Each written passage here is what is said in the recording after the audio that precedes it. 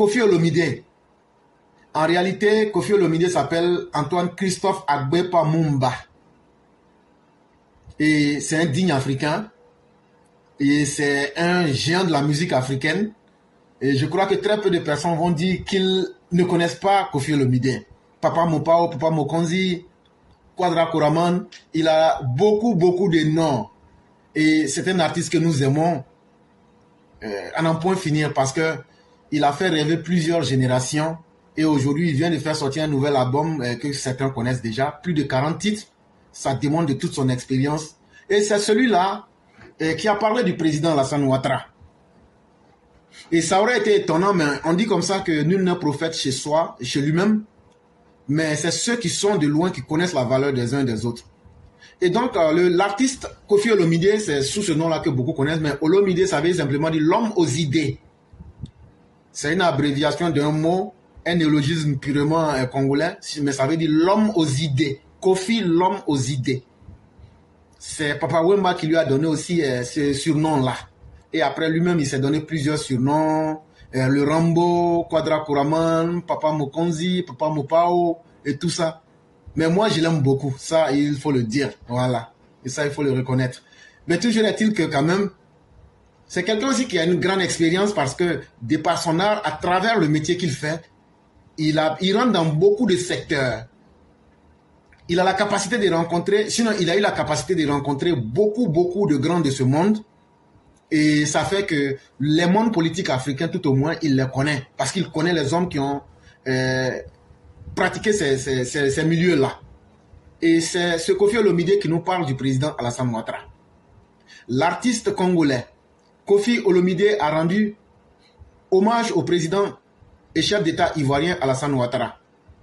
Ce, pour ses nombreuses réalisations en Côte d'Ivoire. Il a dit qu'il souhaiterait que le président ivoirien devienne le président de l'Afrique. Le chanteur, auteur, compositeur congolais de la République démocratique du Congo a remarqué son étonnement et sa fierté pour le développement vertigineux et exemplaire de la Côte d'Ivoire sous la conduite du docteur président Alassane Ouattara.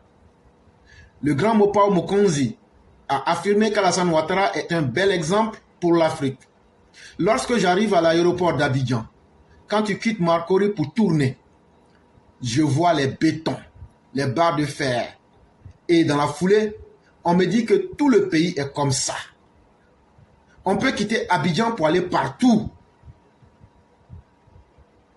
où on veut, sur la route bien goudronnée, a-t-il relaté. Il a adressé ses félicitations et ses reconnaissances au président Alassane Ouattara qu'il souhaiterait voir en train de diriger l'Afrique. Président Alassane Ouattara, respect. Je souhaiterais que vous deveniez le président de l'Afrique parce que ce que je vois en Côte d'Ivoire depuis des années mérite la reconnaissance de l'Afrique, s'est-il adressé. Il faut savoir que des gens se bousculent pour venir en Côte d'Ivoire, pour découvrir ce pays. Quand quelqu'un a une invitation en Côte d'Ivoire, il fait tout pour y être. Tous mes musiciens voulaient tout faire pour être avec moi à Abidjan parce que Alassane Ouattara a fait en sorte qu'Abidjan continue d'être le cœur de l'Afrique, a souligné le créateur de l'orchestre du quartier latin international. Et donc voilà un peu l'information qui est tirée de allbuzzafrica.com. Et ça, celui qui a parlé, ce n'est pas un Ivoirien, c'est un Congolais, c'est un Africain. Mais aujourd'hui, il y a deux types d'Africains. Il y a les Africains qui sont dans les rêveries et qui sont dans la lune, qui sont des lunatiques, qui pensent que l'Afrique se développera quand on dira que bon, nos ancêtres ont été grands et que nos ancêtres, c'est eux qui avaient fait l'Égypte et que comme ci, comme ça, et que tout va bien.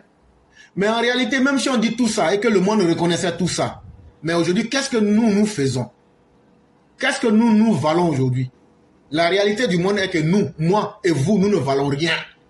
La réalité est que tu mets toute l'Afrique ensemble, on ne peut même pas fabriquer une aiguille. Alors que nos ancêtres, eux, ils avaient compris leur raison de vie et ils avaient mis tout en place pour trouver des systèmes pour dépendre d'eux-mêmes et ne pas dépendre de l'extérieur. Ce que nous sommes incapables de faire aujourd'hui. Nous sommes dans le verbiage, nous sommes dans les mots, nous sommes mots en tant que M-O-T-S et même dans les mots aussi en tant que M-A-U-X. Parce que tout ce qui est mauvais, nous sommes faciles, nous copions cela facilement. Mais quand il s'agit de venir travailler et de se surpasser dans le travail, nous ne réfléchissons pas. Nous ne voulons pas réfléchir. Nous ne travaillons pas. Nous ne voulons pas travailler. Or, toutes les nations qui se sont développées sur ces paradigmes du travail et de la discipline. Nous ne voulons pas être sérieux envers nous-mêmes parce que nous n'appliquons pas de discipline à nous-mêmes. Voilà les caractéristiques de l'homme noir aujourd'hui. Et avec ces lacunes-là, on ne pourra jamais aller de l'avant. Mais aujourd'hui, dans ce contexte, à ceux qui se disent panafricanistes et qui pensent qu'en parlant beaucoup pour accuser tout le monde entier, mais ce que vous accusez là, vu que vous ne valez rien, vous n'avez rien fait, vous n'avez pas de technologie, c'est vers cela encore que vous allez partir. Ce que vous accusez là. Donc la meilleure stratégie serait de vous recentrer sur vous-même, de connaître vos limites et vos faiblesses et de redéfinir la manière d'aller vers ces autres-là. Ce n'est pas en les défiant et puis après maintenant venir dire bon, donnez-nous la technologie. Ça ne se passe pas comme ça. Ça se passe qu'il faut d'abord se connaître soi-même. Et c'est ce que je disais hier, tous les modèles de développement et de révolution qui ont marché, il faut d'abord se recentrer sur soi-même. J'avais pris l'exemple, par exemple, de la Corée du Nord. Regardez la Corée du Nord, quel que soit ce qu'on dira, c'est un pays qui s'est refermé sur lui-même pour trouver son modèle de développement jusqu'à avoir aujourd'hui l'arme atomique. Regardez le modèle chinois avec Mao Zedong. Il a fallu un temps où Mao a fait replier la Chine sur elle-même pour trouver le modèle chinois et aujourd'hui en arriver à un modèle communiste, à la fois communiste et libéré et capitaliste, que je vais appeler communo-capitaliste ici. Et donc, voyez-vous, l'histoire du monde ne retiendra qu'une seule chose, est-ce que j'ai pu faire un pas en avant? Et non, est-ce que j'ai beaucoup parlé? Donc, on n'a pas besoin des députés parleurs à l'Assemblée des députés africains de la CEDEAO, comme on n'a pas besoin de ceux qui bavardent beaucoup, mais on a besoin des hommes qui posent des actions. Et donc, il y a ça c'était la première catégorie des Africains, les rêveurs. Et la deuxième catégorie des Africains, qui semble un peu être minoritaire, parce que l'Africain lui-même a peur du travail. Son rapport au travail, c'est qu'il faut qu'il soit dans l'obligation de travailler. Et on comprend ça bien avec nous, les immigrants, nous qui avons quitté nos différents pays. Quand on arrive en Occident, nous sommes les meilleurs employés dans nos différentes structures. Pourquoi? Parce qu'on n'a pas le choix.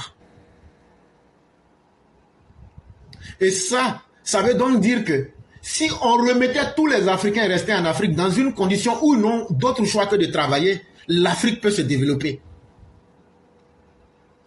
Parce que quand Binet atterrit quelque part en France, ou bien que l'éclaireur atterrit quelque part aux États-Unis, qu'il n'a jamais expérimenté le froid, qu'il n'a jamais expérimenté cette forme de vie-là, mais sa puissance de survie lui dit, il faut que tu survives. Et il se met au travail, comme si c'est lui seul qui pouvait reconstruire le monde. Mais ce n'est pas gratuit. C'est parce que je n'avais pas autre choix que de me battre. Aujourd'hui, ce qu'il faut imposer en Afrique, c'est la dictature du travail. Et la dictature de la discipline. Et c'est la seule méthode par laquelle les Africains pourraient s'en sortir. L'Africain parle beaucoup. L'Africain se plaint beaucoup. Mais l'Africain ne cherche jamais à changer sa condition.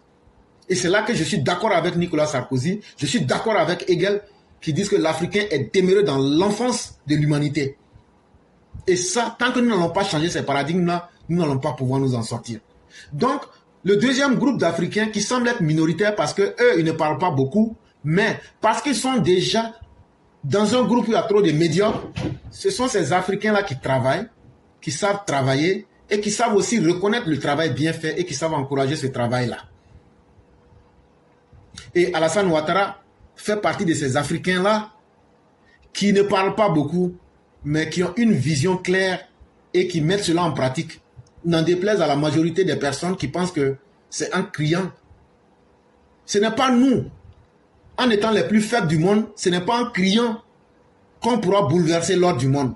Si on était fort là, on allait crier plus que les autres et notre voix serait entendue. On serait parmi les pays qui sont les membres permanents. Mais on ne crie pas. On ne se plaint pas. On pose des actions. Parce que chacun est à la recherche de son intérêt. Et chacun est à la recherche de sa survie. Tant que les Africains ne vont pas comprendre là, les discours que vous aimez là, nous sommes riches. Bon, vous êtes riches là. Votre richesse là, qui fait de cette richesse une richesse? Votre or là, à part faire des colliers, des bracelets, qu'est-ce que vous pouvez en faire d'autre? Rien. Nous sommes riches parce que nous avons l'uranium. Toi, tu sais ce qu'on peut faire avec l'uranium? Non. Tu en as la technologie? Non.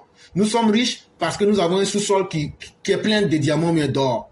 Bon, le diamant là, toi tu utilises ça pour faire quoi? On prend ça pour mettre dans les satellites. Si on te donne diamant là, tu vas faire quoi avec ça? Rien. Ça devient une pierre simple dans ta main. Et donc, il faut qu'on arrête le discours du mensonge qui veut que l'Africain est riche. Mais il n'y a aucun continent qui est pauvre. Montrez-moi un seul continent qui est pauvre. Je mets quiconque au défi de me montrer un continent qui est pauvre. Je dis et je le redis, montrez-moi un continent qui est pauvre. Il n'y a aucun continent qui est pauvre. Ce que vous appelez Richard pour blaguer les Africains là. Je me demande même si ce n'est pas vous, les missionnaires de l'Occident, pour abrutir les Africains. Parce que quelqu'un peut ne pas avoir les richesses naturelles, mais la personne en a l'intelligence. Le Japon, par exemple, n'a pas de richesse propre, mais le Japon aujourd'hui exporte son intelligence humaine. Les Occidentaux n'ont peut-être pas de grandes ressources naturelles, mais ils ont certains types de technologies et une certaine avancée dans la connaissance du monde aujourd'hui. Et c'est ce qui fait qu'ils arrivent à vous manipuler dans la politique. Vous pensez que quand on parle de l'Occident, quand on vous parle des années des Lumières et autres, vous pensez que les gens étaient là, ils étaient assis, ils étaient en train de dormir? Ils ont réfléchi et ils ont mis des systèmes en place. Ils ont perfectionné ces systèmes-là. Comment on va contrôler le monde? Et la meilleure richesse, c'est la richesse qui est dans la tête. C'est la richesse de l'homme en tant que la force physique, la force de travail. Et ça, une fois qu'un continent là, ce continent-là va forcément émerger. Je prends encore l'exemple de la Corée du Sud. Et donc, voyez-vous, ce n'est pas la taille d'un pays ou d'un continent qui fait sa richesse. Ce ne sont pas les ressources naturelles. Parce que si les Blancs disent on ne paye plus votre cacao, si tous les gens disent on ne paye plus votre cacao, qu'est-ce qu'on en fait? Même nos modèles même de réflexion, on doit les changer. Parce qu'on cultive quelque chose qui ne nous sert pas dans un premier temps. Est-ce que c'est intelligent? Comment quelqu'un va aller cultiver cacao et puis après il va aller payer riz et puis igname et puis manioc? Ce n'est pas du tout intelligent.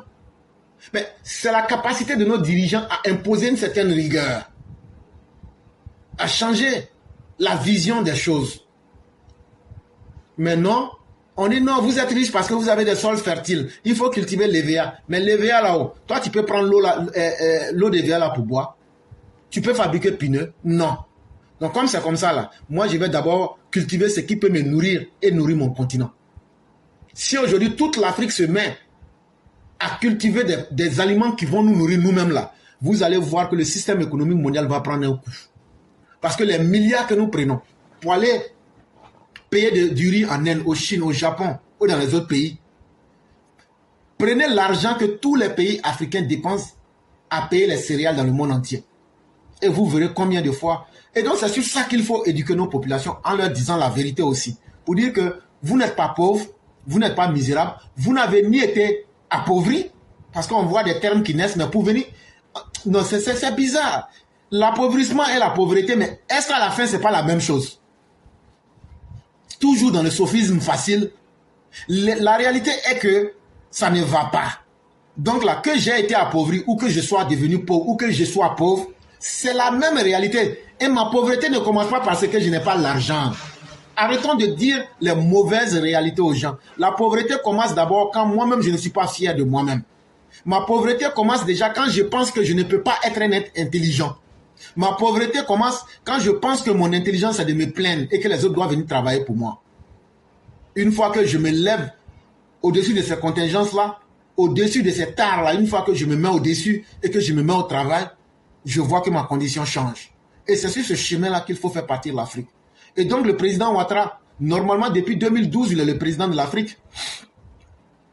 Si nous nous basons sur le programme Agenda 2063, où on a demandé au président Ouattara de faire le plan global de développement de l'Afrique, depuis ce jour-là, le président, oui, ce sont les 53 autres chefs d'État qui lui ont demandé de faire ce travail-là. Il y a 54 pays en Afrique et les autres lui ont dit qu'il faut faire ce travail-là.